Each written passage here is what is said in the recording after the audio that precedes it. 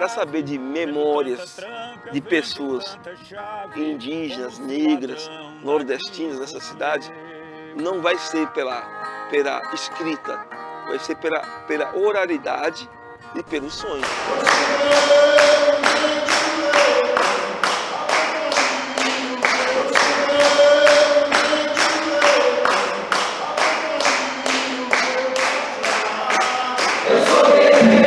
A várzea do rio ajunta-se quem?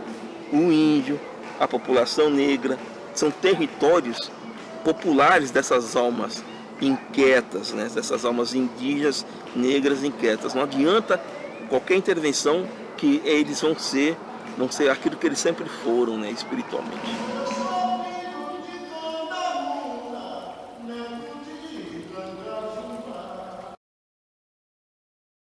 A partir da década de 30, 40, 50, aí você tem uma forte migração nordestina para São Paulo, né? Essa migração nordestina é basicamente migração indígena, negra, né? Afrodescendente, mas especialmente indígena. São Paulo é a quarta maior cidade indígena do Brasil. Se você for ver essa quarta maior cidade indígena, cerca de 70% a 80% desses índios são nordestinos, né? Pancararu, Pancararé, Pataxó, Tupinambá. Até escrevi um livro, Nem Tudo é Italiano, né? Essa migração europeia vem no propósito da prefeitura local, do poder público local, de europeizar a cidade arquitetonicamente e socialmente, né? Branquear a cidade. A população de 1940 para 50 dobra. Não é 600 mil, é milhões, né? Chega na década de 60 e 70, quase 60% da população paulistana, ela não é nascida aqui, é nordestina. E esse nordestino é o índio vindo expulso da terra, como os imigrantes foram expulsos da terra na Itália, em Portugal, na Espanha, né? Mas isso não ganha relevo, né, na cidade. Então não é acabar a escravidão e tornar o negro, o índio ou o mestiço um trabalhador assalariado. Nas cidades, o convívio entre imigrantes e brasileiros, negros, índios, mestiços, caipiras e caboclos, às vezes foi amistoso e às vezes nem tanto. Para conseguir trabalho nas fábricas, segundo alguns historiadores, nem havia disputa. Porque boa parte das indústrias é de imigrantes também. O Conde Matarazzo, o Scarpa, Carbonelli. Então, esses imigrantes, empresários, eles empregavam os patrícios, não os brasileiros. O imigrante trabalha muito porque é o desejo de fazer América. Vir para a América, vir para o Brasil, adquirir ganhos e voltar para a Europa. Muitos imigrantes adotaram o Brasil como a nova pátria e conviveram com esta mistura de culturas e de sotaques. Um bom exemplo é o bairro do Bexiga, em São Paulo. Adoniran Barbosa é um grande exemplo disso, né? Com aquele linguajar macarrônico dele, né, italiano, ele canta samba, né? E canta samba falando da malandragem lá no Bexiga. Então o Bexiga foi um grande espaço de convívio, de cultura. Então isso aí é mais para mostrar mesmo, isso que a gente chama de território. Ele talvez não tenha beleza arquitetônica ou um valor de belo, né, de arquitetura, mas ele tem um valor simbólico, né? O que seria o valor simbólico, quando a gente fala simbólico? Que é o patrimônio imaterial, é o sentido que as pessoas dão ao espaço físico. Então você vê que o beco, lá além, já na várzea, dá em outro beco. E aí você já, logo após, você teria toda a estrutura da várzea do Tamanduateí, também chamada de várzea do Carmo, tá certo? Um lugar que eu volto a dizer que vale a pena vocês andarem, né? Que aí você vai... Agora a cultura nordestina é muito presente, né? Eu e o Binho mesmo parou lá para ouvir um baiano cantando a rocha, e o cara canta bem, né? Então esse popular ele é sempre retomado, ressignificado sempre, tá certo? Então, para mim, um tombamento não se dá só pela beleza estética, se dá pelo referencial territorial. Para mim, tem mais valor a várzea do Carmo, onde estão os nossos parentes, está enterrado lá, está enterrado o rio Tamanduateí, tem os camelôs, tem os vendedores, está o popular lá, tem mais valor patrimonial para mim, que eu chamo de patrimônio imaterial, do que esse conjunto todo. Mas por que a gente toca nesse conjunto todo? Para mostrar a ostentação dessa elite paulista. Uma dissertação de mestrado da PUC, que virou livro, conta a história da população nacional e pobre da cidade de São Paulo na virada do século. O autor Carlos José Ferreira dos Santos mostra o preconceito e a marginalização contra ex-escravos, índios e caboclos, fazendo do trabalho informal e da expulsão para a periferia uma realidade que conhecemos até hoje. Industrialização, modernização e progresso. Na virada do século, a cidade de São Paulo passou por várias transformações. Milhares de imigrantes mudaram a paisagem urbana e as condições de trabalho. Esta história já é conhecida, mas é só uma parte da realidade.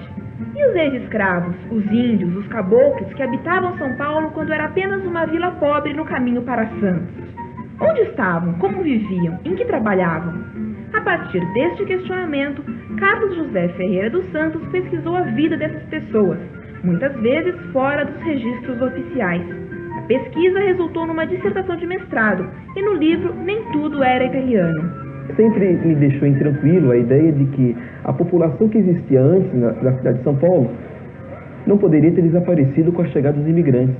Os dados populacionais mostravam sempre, e mostram no começo do século, a população de imigrantes sendo maior do que a população de nacional. E isso me tranquilizava e eu me questionava onde estariam esses nacionais. Eu usei o termo nacionais pobres, por quê? Porque é uma diversidade cultural e étnica que compunha essa parcela. Negros, mestiços, índios, caipiras, caboclos. Então, por isso a denominação de nacionais pobres. A população nacional passa a ser vista como inferiorizada e desqualificada em termos culturais, sociais e étnicos. As fábricas contratavam imigrantes europeus no lugar de trabalhadores nacionais. Alguns dizem que isso ocorria porque havia uma desqualificação técnica, eles não dominavam a técnica do trabalho industrial. Eu tento demonstrar que não é bem isso. A maioria dos serviços não precisava de uma técnica apurada. O que havia realmente era uma vontade de constituir um mercado de trabalho que fosse disciplinado seguindo os padrões europeus. Vendo as fotos do período, de que forma? Vendo as fotos do período através de uma lupa, através de um olhar atento, eu fui encontrar parte desses nacionais nas ruas, com vários afazeres, batendo, relacionando, colocando em diálogo as fotos com as crônicas do período e mesmo com os relatórios policiais, fui encontrando esses nacionais em trabalhos como as lavadeiras do carro, quituteiras, pessoas que viviam de expedientes cotidianos na cidade de São Paulo. Expedientes que por vezes eram rejeitados pela parcela da população pobre de origem imigrante. Por quê? Porque eram denominados de serviços de preto. É um termo muito comum à época e ainda, de certa forma, ainda usado na atualidade. Analisando as fotos, Carlos percebeu que o comércio informal dos ambulantes não é um problema apenas dos dias de hoje. Já havia marginalização dessa parcela da população considerada fora dos padrões desejados para a nova ordem. Havia um desejo por parte do poder público em branquear a população paulistana e europeizar a cidade, tanto no seu sentido urbano, arquitetônico, mas também no seu sentido populacional. É neste momento histórico que surgem as periferias na cidade. A população pobre é expulsa das áreas centrais em uma tentativa de limpar e organizar o espaço urbano. Essa disputa do Campeonato Paulista, uma parte dos jogadores, os do Palmeiras, classificados pela Libertadores, falavam que eles iam no final do ano para Tóquio e uma outra parte, os corintianos, iriam para Itaquera. Eu percebo nisso uma certa leitura de que essas áreas distantes ainda são as áreas da barbárie, as áreas em que está a população mais pobre, mais carente, a população perigosa.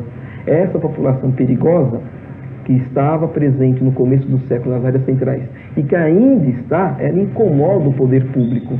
Essa população considerada perigosa, ela incomoda o poder público porque ela, de certa forma, foge do controle do poder público e do setor privado, né?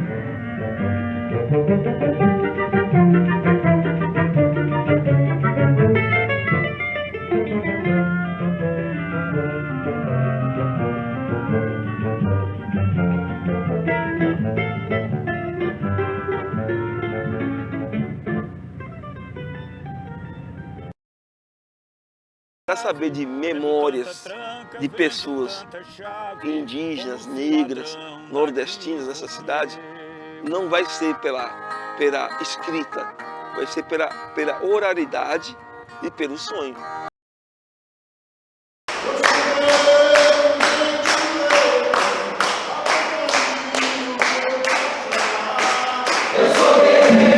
A várzea do rio ajunta-se quem?